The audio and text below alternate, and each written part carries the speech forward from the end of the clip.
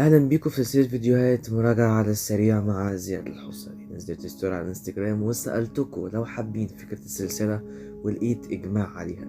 كمان لقيت اجماع ان اول ماده تكون اساسيات تمريض واحد او فاندامنتال نيرسينج 1.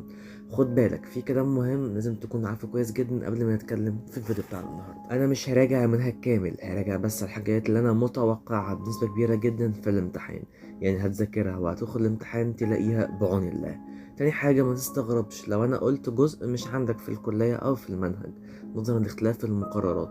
وإن شاء الله في فيديو النهاردة هحاول أجيب الحاجات المشتركة في كل كليات تمريض مصر. نصيحتي ليكم إنكم تذاكروا المادة من أولها لآخرها كلها زي أي مذاكرة طبيعية لأي مادة أو أي امتحان، وفي الآخر تشوف الفيديو ده ألمم لك فيه كل الحاجات اللي إن شاء الله بنسبة فوق 90% هتلاقيها في الامتحان بتاعك. يلا بينا من غير كلام كتير نشوف المادة بتاعتنا. بس قبل أي حاجة، لو أنت أول مرة تتفرج عليها متنساش تعمل لايك للفيديو ده واشتراك في القناة وتفعل زر الجرس عشان نوصل ل50,000 مشترك في أقرب وقت. المادة بتاعتنا تحت مسمى أساسيات التمريض.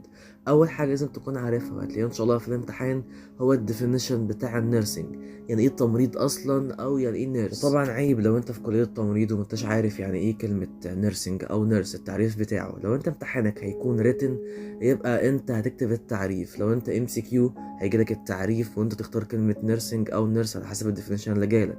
لازم تكون حافظهم صم زي اسم، لازم تكون عارف الفرق ما بين definition بتاع النيرس in general او بشكل عام والديفينيشن بتاع النيرس اللي حطاه ال WHO عشان ما تلخبطش بينهم. بعد ما اتكلمنا عن التعريفات، احنا طلاب في كلية التمريض. ترى ايه الرولز بتاعتنا او ايه ادوارنا كطلاب في كلية التمريض؟ عندنا هنا 8 حاجات او 8 رولز من ادوار التمريض. اول حاجة انت كير بروفايدر، تاني حاجة از تيتشر، تالت حاجة مانجر، بعد كده كونسلر، ليدر، كوميونيكيتور، ريهابيليتيشن، بعد كده كير اوف. طبعا لازم تكون عارف الفرق ما بين التمانية او تكون مميزهم او تعرف تفرق ما بينهم لان بيجوا كتير جدا في الام سي كيو. اول حاجه معانا النيرس از كير بروفايدر، من اسمها كده او ترجمتها انت بتقدم كير او بتقدم رعايه. يبقى طبيعي زي ما احنا شايفين قدامنا انت ممكن تعمل ميجر للبلاد بريشر، بتقيس الضغط، بتقيس السكر، بتعمل بروسيجرز، بتدي ميديكيشنز، بتدي ادويه، بتشوف او بتعمل اسيست للنيرسنج نيد. تاني حاجه معانا النيرس از تيتشر، شوف الدكتور اللي عندك في الكليه بيعمل ايه، يبقى ده الرول بتاعه. ثيوري وبراكتس، عشان تعرف تفرق بينهم الكلمتين دول بيميزوا كلمه تيتشر. انت بتدرس لازم تكون ابديتد لكل معلومه عشان تقدر تفيد بيها الطلاب اللي عندك. كمان النيرس از مانجر، ده الدور الاساسي بتاع كليه التمريض.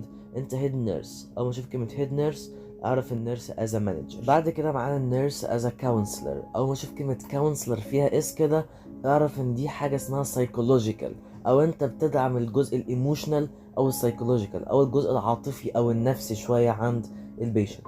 بعد كده نيرس از ليدر، از كوميونيكيتور، از ريهابيليتيشن اند كير اوف داين. الحاجات دي مهمه جدا جدا جدا، وبنسبه فوق ال1,000,000% لازم حاجه منهم في الامتحان. لو جينا سألنا نفسنا سؤال ايه هو الايم من النيرسينج اصلا، ايه الهدف من دراسة التمريض؟ اول حاجة اسمها هيلث بروموشن، تاني حاجة بريفنشن الالنس، تالت حاجة ريستور الهيلث. تلات حاجات دول مهمين جدا جدا جدا وهيكونوا معاك ان شاء الله على مدار ال4 سنين بتوع الكلية. لازم تكون عارف الديفينيشن بتاع الهيلث بروموشن والبريفنت بتاع الالنس والريستور للهيلث. التلات حاجات دول مهمين جدا، لازم تفرق ما بينهم عشان بيجوا في ترو فولس كمان في الام سي كيو. تعالوا نتكلم مع بعض عن حاجه مهمه جدا لازم تكون حافظهم زي اسمك صم، لان والله العظيم دول في الامتحان بنسبه 1,000,000,000%. هتكلم عن ال 3 levels of prevention للديسيز. معناهم ايه الحبشتكنات اللي انت قلتها دي يا عم زياد؟ انا هقولك بكل بساطه ازاي بقدر امنع الديسيز او امنع المرض ان هو يحصل اصلا. بيقدر امنعهم عن طريق 3 حاجات او 3 levels of prevention. اول حاجه البرايمري هيلث بريفنشن. البرايمري جاي من اسمها حاجه بدائيه او اوليه او حاجه كده في الاول. انا بعمل ايه؟ بكل بساطه انت اول لو لا قدر الله ما تصاب بالمرض بتعمل ايه؟ اول حاجه عندنا اسمها immunization او بتعمل حاجه اسمها تطعيمات او بتقوي المناعه بتاعتك. تاني حاجه family planning services.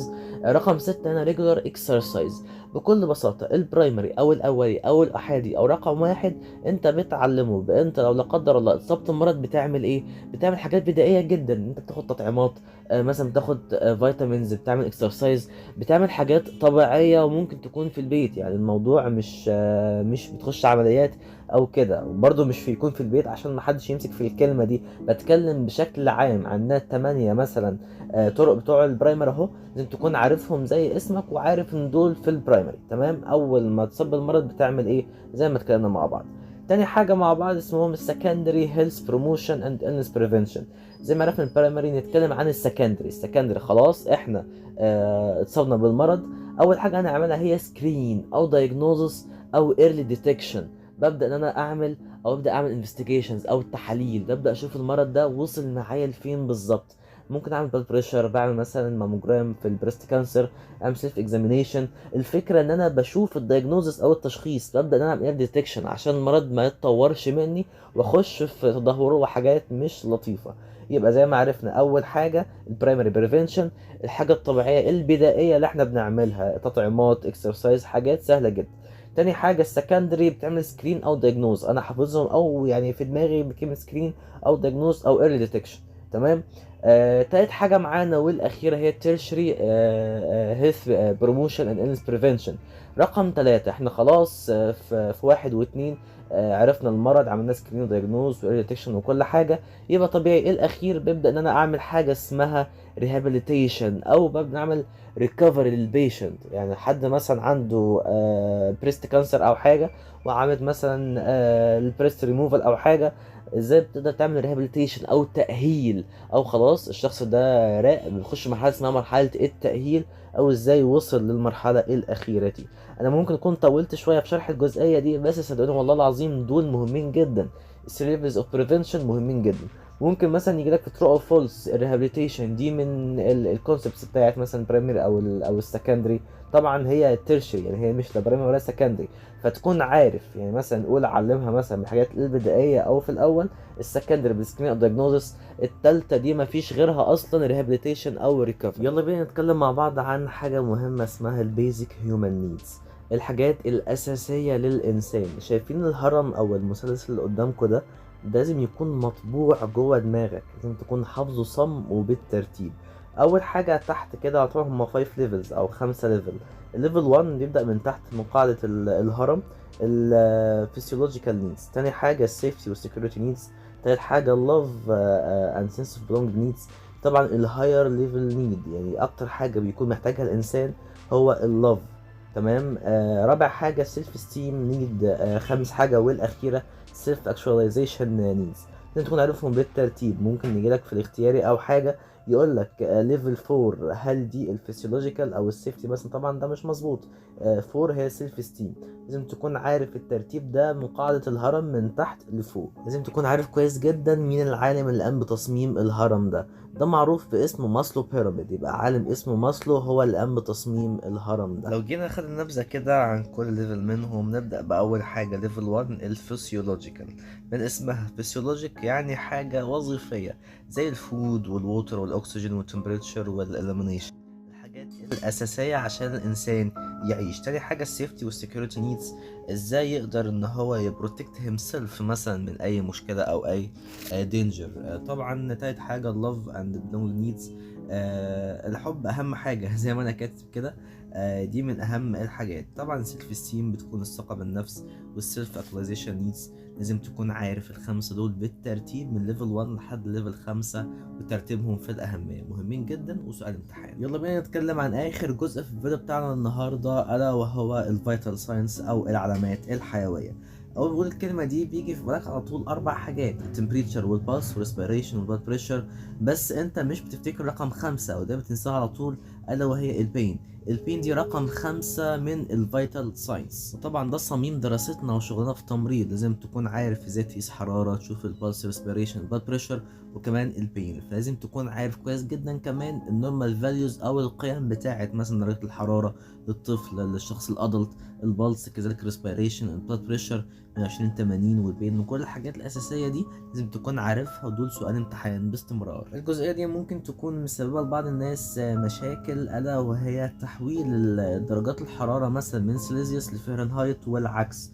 زي ما احنا شايفين القانون ده، يعني اتصرف بقى، احفظه بصمجه غش اي حاجة، بس لازم تكون عارفه عشان ده دايما بيجي في الامتحان، السؤال الخاص بالبادي تمبريتشر ريكورد. الميكانيزم في ترانسفير دي ممكن ما تكونش عند بعض الناس، بس برضه هو ده على السريع لو هي عندك تكون عارف الفرق ما بين الاربع تعريفات: radiation وconvection وevaporation والconduction، تكون عارف بالاكزامبلز بتاعتها لانهم مهمين جدا. طبعا ما ينفعش تنسى او ما ينفعش ما تكونش عارف النورمال فاليوز بتوع البادي تمبريتشر والبلاد بريشر. انا اكدت عليهم وباكد لحد يوم امتحانك، مهمين جدا فذاكرهم. لازم تكون عارف طبعا السايتس او الاماكن اللي بقدر اقيس منها البلس، زي التمبرال والكاروتيد، واشهر حاجه طبعا البراكيال والراديال. اخر جزء معانا في الامتحان خلاص هو حاجه بتلخبط الطلاب دايما، انا مش هجيبها على شكل صوره، هجيبها مكتوبه عشان تبحث عنها بخط ايدك وتكتبها عشان تثبت في دماغك. مصطلحات دايما بتلخبط الطلاب، زي مثلا تاكي كارديا، براديكارديا، براديبينيا، ديسبينيا. الكلمات دي دايما بتلخبط وتكون موضوع سؤال في ترو فولس في الامتحان بشكل عام، فابحث عنهم واحفظهم على قد ما تقدر. بس كده بكده يكون الفيديو بتاعنا النهارده خلاص. يا رب تكون استفدت من الفيديو بتاعنا النهارده. لو انت عايز تجيب درجه حلوه في الامتحان يبقى ذاكر الفيديو ده على قد ما تقدر. مش عايز اقولك احفظه، بس يعني اهتم بيه شويتين تلاتة. ما شرحتش كل حاجه، بس شرحت حاجات باذن الله ان شاء الله هتلاقيها في الامتحان وهتدعيلي في اللجنه، انا متاكد من كده باذن الله. ذاكر الماده كلها من اولها لاخرها، بس ركز على الحاجات اللي انا قلت عليها. لو انت استفدت من الفيديو النهارده متنساش تعمل لايك للفيديو ده واشتراك في القناه عشان خلاص هات على 50,000.